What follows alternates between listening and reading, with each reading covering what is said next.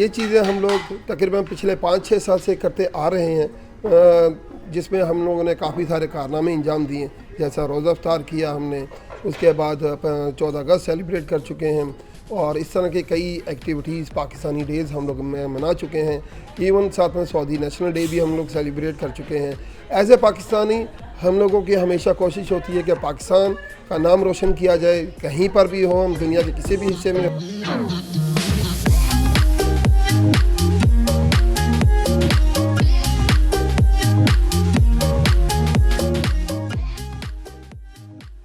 पाकिस्तान के लिए हम समंदर की, चाहे समंदर के गहराई में हो या पहाड़ों की ऊंचाई में हो, पाकिस्तान के लिए दुआ करते हैं और सऊदी और पाकिस्तान की दोस्ती के लिए।